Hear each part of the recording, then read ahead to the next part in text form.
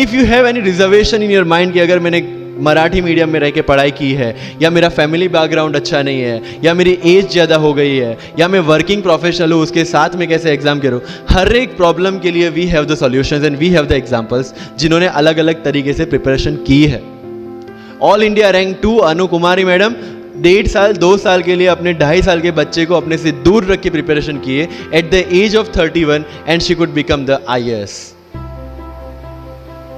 या you can take the example of Ummul Kher कि जिसको 8वीं क्लास में घर से निकाल दिया ये बोल के कि हमारे घर में बच्चियां 8वीं से ज़्यादा नहीं पढ़ती, और उसी झोपड़पट्टी में रह के उसने पढ़ाई की, बच्चों को ट्यूशन्स दिया, 3 दिन 4 साल पुरानी रोटियां खाई, और उसके बाद भी जवाहरलाल नेहरू यूनिवर्सिटी में से PhD करके फर्स्ट अटेम्प्ट में UPSC में ऑल इंडिया रैंक 400 समथिंग लेके आज शी इज डूइंग IRTS की ट्रेनिंग।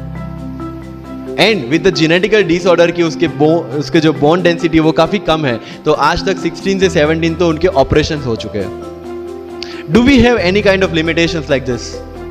कोई जेनेटिक डिसऑर्डर, या घर से निकाल दिया गया हो, या खुद मजदूरी करके पढ़ना है? No. Then what are the problems?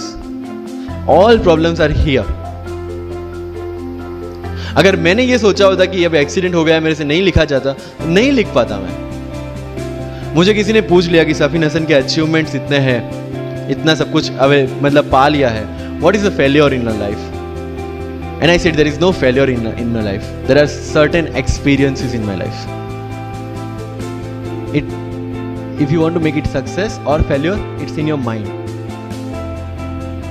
अगर किसी चीज आपके साथ कुछ हुआ, उसमें से सीख के आगे बढ़ने का एटीट्यूड आपके पास होगा, UPSC इज ऑल योर्स।